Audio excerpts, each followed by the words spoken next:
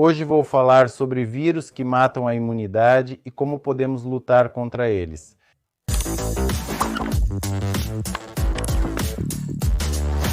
O vírus mais perigoso que mata a imunidade é o vírus da imunodeficiência humana. Mas hoje não vamos falar sobre isso. Vamos conversar sobre o vírus Epstein-Barr, o citomegalovírus e o vírus do herpes tipo 6, bem como sobre como combater esses inimigos perigosos. Provavelmente cada um de vocês já ouviu falar sobre essa tríade e esses vírus, que são frequentemente encontrados em humanos.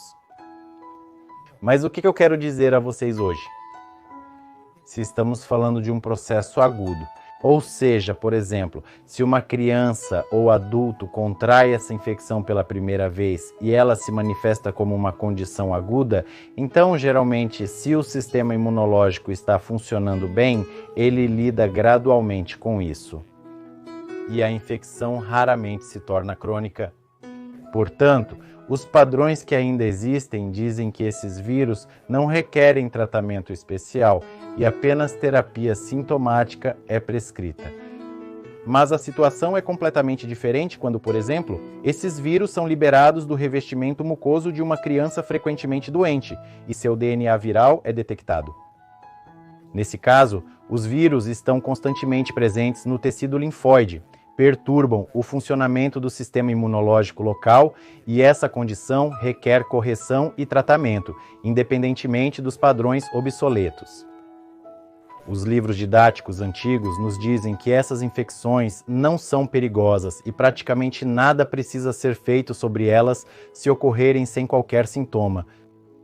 Mas minha experiência no tratamento de crianças frequentemente doentes, juntamente com bons imunologistas, diz que ao detectar essas infecções e prescrever a terapia antiviral adequada, bem como ao usar outros princípios de tratamento para essa patologia, as crianças param de adoecer ou adoecem muito menos após o tratamento.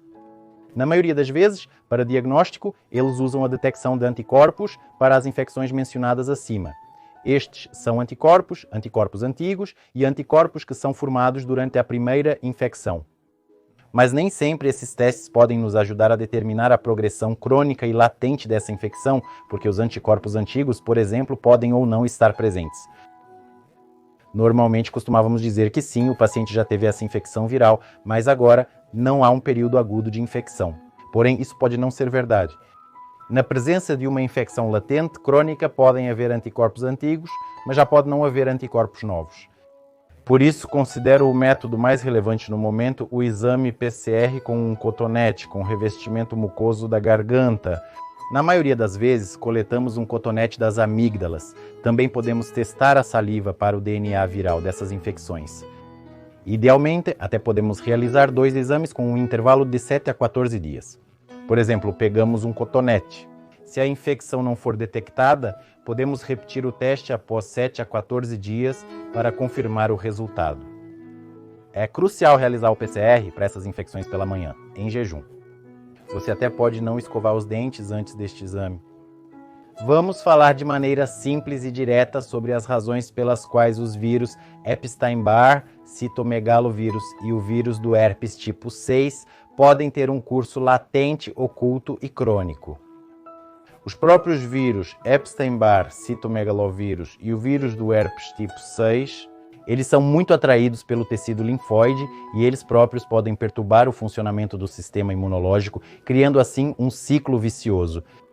Existe uma infecção que perturba o funcionamento do sistema imunológico, criando condições favoráveis para essa infecção prosperar, e quanto mais avança, pior fica. Portanto, uma das abordagens de tratamento é combater diretamente essa infecção e prescrever medicamentos antivirais aos quais esses vírus são sensíveis. A inflamação nas vias respiratórias superiores leva a uma disfunção do sistema imunológico. E são criadas condições para que os vírus mencionados anteriormente se sintam à vontade dentro das células e se movam livremente entre essas células, infectando as vizinhas. Por isso, é muito importante identificar a fonte da inflamação. Em crianças de 2 a 6 anos, é mais provável que ele esteja localizado nas adenoides, no local onde o nariz se conecta à garganta. Em adultos, o processo inflamatório é mais frequentemente escondido nas glândulas, nas amígdalas palatinas.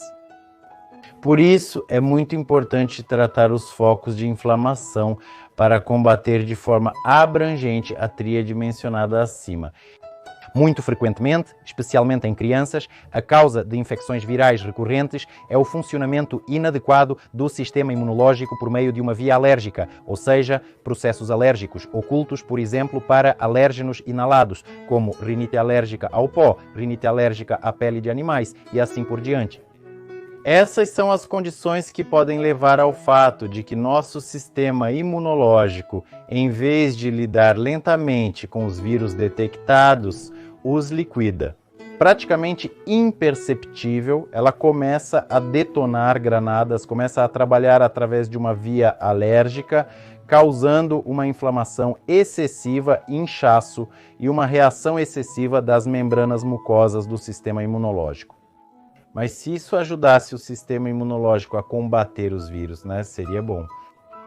Mas é diferente. São criadas condições que permitem que o vírus permaneça nas membranas mucosas por um longo tempo. Mas principalmente sobre o nosso tema de hoje, está localizado no tecido linfóide dos nossos tratos respiratórios. Vamos continuar. O estômago pode afetar a mucosa das vias aéreas superiores. Se houver refluxo do estômago para o esôfago, isso irrita a mucosa e pode desencadear focos de inflamação, especialmente em crianças, são as adenoides aumentadas e a garganta. Em adultos, é principalmente a mucosa da laringe e, em parte, a inflamação nas amígdalas palatinas. Portanto, se você tem azia, regurgitação, tosse noturna, sensação de um nó na garganta, certifique-se de consultar um gastroenterologista para descartar a doença do refluxo gastroesofágico.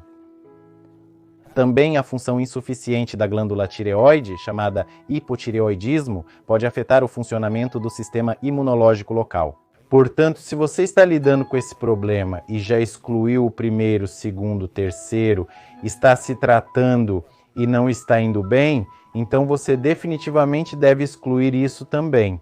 Mais precisamente, verifique a função da glândula tireoide e certifique-se de que tudo está em ordem lá. Também agora são muito comuns problemas relacionados à deficiência de vitamina 500. Na verdade, grande parte do nosso país está localizada nas regiões do norte e recebemos pouco sol. Portanto, é essencial, especialmente para crianças e adultos frequentemente doentes durante o inverno, tomar vitamina. A ingestão de vitamina ajuda a melhorar o funcionamento da imunidade local e a melhorar o funcionamento do sistema imunológico como um todo, e também tem um efeito positivo em outros órgãos. A próxima causa é a condição de imunodeficiência secundária. São distúrbios em certos aspectos do funcionamento do sistema imunológico que começam a contribuir para que o vírus se mova livremente no fluido intercelular, e a imunidade ou não o vê lá ou não pode processá-lo e lidar com ele. E tudo isso cria condições para que a infecção tenha um curso latente e crônico. Eu já te disse que a própria infecção por herpes pode levar a uma disfunção do sistema imunológico.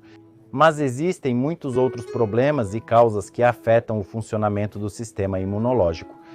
Portanto, ao identificar uma infecção crônica por herpes, você deve procurar bons imunologistas que podem ajudá-lo a diagnosticar, tratar ou descartar uma condição secundária de imunodeficiência e corrigir o funcionamento do sistema imunológico. A próxima causa são as condições de nossa vida e nosso ambiente. E se você acha que condições ruins como frio, umidade, sujeira e assim por diante afetam negativamente o funcionamento do nosso sistema imunológico, você está errado. Pelo contrário, condições muito boas, ar muito quente, aquecimento muito quente, boas condições, janelas quentes levam ao fato de que nosso ar se torna superaquecido e seco demais. Isso faz com que as membranas mucosas das vias respiratórias comecem a secar. Por isso, o funcionamento da imunidade local é prejudicado. E, entre outras coisas, são criadas condições para que os vírus, sobre os quais estamos falando hoje, permaneçam por um longo tempo em nossas membranas mucosas e órgãos linfóides. Temos um sistema nervoso vegetativo que controla muitos órgãos e sistemas, controla o funcionamento do coração, a respiração, o funcionamento do intestino e assim por diante. Muitas funções, ou seja, é como se fosse o nosso computador que controla muitas funções do nosso corpo, especialmente o funcionamento dos órgãos internos. E o funcionamento do nosso sistema nervoso vegetativo é afetado pelo nosso estado psicológico. Portanto, se estamos constantemente sob estresse, sob constante tensão emocional, isso começa a afetar diretamente o sistema nervoso vegetativo, prejudicando sua função, o que por sua vez leva a vários problemas nos órgãos e sistemas, incluindo o surgimento de inflamações, a função dos sistemas endócrino e imunológico é prejudicada. E tudo isso cria condições, inclusive, para o fluxo crônico e latente de infecções virais do grupo herpes, citomegalovírus mencionados acima, Epstein-Barr e herpes tipo 6. Os princípios do tratamento de formas crônicas, latentes e ocultas de infecção pelos vírus Epstein-Barr, citomegalovírus e herpes tipo 6 decorrem das suas causas, sobre as quais acabamos de falar. Vamos discutir isso. Como o vírus existe e se multiplica fora das células? O vírus é apenas um conjunto de moléculas, mas que quando entra em uma célula começa a se multiplicar dentro das células, usando as estruturas intracelulares. E nossa célula coloca todas as suas proteínas que estão dentro, na superfície. Se o sistema imunológico vê uma proteína estranha, ele começa a destruir essas células. Mas na presença crônica da infecção pelo vírus herpes, o sistema imunológico pode não notar esse vírus nas células, e por isso ele pode permanecer lá por um longo tempo. Mas do meio intercelular, por exemplo, se houver anticorpos, o sistema imunológico pode eliminar esse vírus. Por isso, é muito importante, ao identificar uma infecção crônica pelos vírus mencionados acima, prescrever medicamentos antivirais por um longo período de tempo, porque eles vão eliminar esse vírus do meio intercelular, vão ajudar a retardar a multiplicação dentro das células. Mas o ciclo de vida das células tem um tempo definido, então se prescrevermos medicamentos antivirais por um curto período de tempo, nós apenas retardamos isso temporariamente. Mas depois tudo volta ao normal e o vírus começa a se multiplicar novamente. Por isso, os cursos de tratamento antiviral devem ser de pelo menos 30 dias para obter um bom efeito e um resultado satisfatório. Quais medicamentos estamos usando? É melhor escolher um esquema de tratamento individual com um imunologista. Na minha prática, gosto muito de usar os medicamentos isoprinosine, mas novamente, tudo é muito individual, existem contraindicações, então, por favor, consulte um especialista. A próxima etapa é identificar e corrigir as disfunções do sistema imunológico. Infelizmente, não conseguimos resolver isso sozinhos. Por isso é necessário envolver um bom imunologista que saiba lidar com essas infecções, saiba como identificar a imunodeficiência secundária, saiba como corrigir o funcionamento do sistema imunológico para lidar com essas infecções. Portanto, leia as avaliações, procure bons especialistas que saibam lidar com isso. Porque se você foi a um imunologista e ele te diz, sim, tudo bem, não há problema, vou prescrever um antiviral para você por 5 dias e tudo ficará bem. Isso provavelmente não é o necessário. Porque, como a experiência mostra, para lidar com esses problemas, lidar com essa infecção latente crônica e corrigir a função imunológica, geralmente leva de 3 a 6 meses. O próximo passo é tratar os focos inflamatórios. Se identificamos sinais de adenoidite em crianças, sinais de amigdalite em adultos, então prescrevemos um tratamento complexo para esse problema. Não vou explicar como isso é feito agora, pois não é algo que possa ser detalhado em pouco tempo. Mas existem vídeos sobre este assunto, e aqui e agora aparecerão links para esses vídeos que você pode assistir adicionalmente. Ao identificar focos de inflamação, eles devem ser tratados juntamente com um otorrinolaringologista. Vamos seguir em frente. Se uma grande quantidade de flora condicionalmente patogênica ou patogênica que pode sustentar o processo inflamatório é semeada em seu cérebro que você entregou. E existem sinais, incluindo o processo inflamatório bacteriano, nos focos de inflamação, então devemos reduzir a quantidade dessas bactérias. Mas raramente prescrevemos antibióticos sistêmicos, porque além de reduzirem a quantidade de flora patogênica, eles também reduzem a quantidade de sua própria flora natural e normal. Então espaço é liberado para os vírus do herpes, que terão mais facilidade para sobreviver. Por isso, usamos apenas antibióticos tópicos ou bacteriófagos, que matam bactérias prejudiciais, ou antissépticos locais. Também prescrevemos cursos de terapia de sanatório, ou seja, lavagens, inalações, cursos de sinusite, que são lavagens nasais e da garganta, cursos de lavagem dos seios paranasais, se houver focos de infecção nas glândulas. Ou seja, nossa tarefa é reduzir a quantidade de flora patogênica e condicionalmente patogênica, se houver. Ao identificar patologias dos órgãos e sistemas circundantes, como o refluxo, é necessário lidar com esse problema obrigatoriamente. Se houver sinais de inflamação do lado do nariz, isso também deve ser tratado com otorrinolaringologistas. Se você não está tomando vitamina, faça isso obrigatoriamente se essa infecção for detectada. E a vitamina ajudará a melhorar o funcionamento do sistema imunológico, incluindo a imunidade antiviral. O próximo passo é criar condições para o funcionamento normal da imunidade local. Isso envolve criar em suas residências e casas uma temperatura normal de 20 a 24 graus Celsius e boa umidade, que garantirá a umidade normal da mucosa de suas vias respiratórias. Essa é uma umidade de 50 a 60%. Se suas baterias estão superaquecendo e você está com calor, cubra-as. Se não estão sendo cobertas, cubra-as com roupas, cobertores, para reduzir a temperatura em suas casas. Aumentamos a umidade com a ajuda de umidificadores de ar. Além de tudo, podemos umidificar artificialmente as vias respiratórias superiores. Isso envolve o uso de sprays com água do mar e solução fisiológica, que podem ser aplicados com frascos spray. Hidratamos a mucosa nasal pela manhã e à noite com 1 ou 2 sprays em cada narina.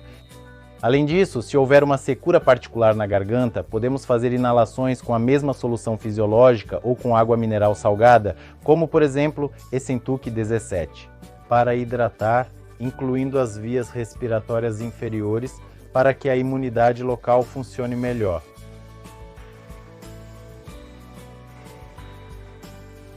Se há muito estresse em sua vida, se você tem um filho com necessidades especiais, se ele frequentemente tem crises, se ele tem algum problema com o trabalho, a psique, ele está constantemente sob tensão. Crises, algum tipo de insônia, noites sem dormir e outros estados, ou seja, peculiaridades do trabalho, a psique da criança, então você definitivamente deve recorrer a especialistas, a psicólogos que podem lidar com essas dificuldades. Nem sempre é rápido, nem sempre é fácil, mas ainda assim, nessa direção, você precisa se mover. E você precisa alcançar um nível confortável de existência como pais, uma educação confortável para o seu filho, criar boas condições para o desenvolvimento adequado do seu filho, para minimizar ao máximo os estresses e eliminar o impacto no funcionamento do sistema imunológico. E então tudo ficará bem. Cuide-se corretamente, desejo-lhe saúde, até mais.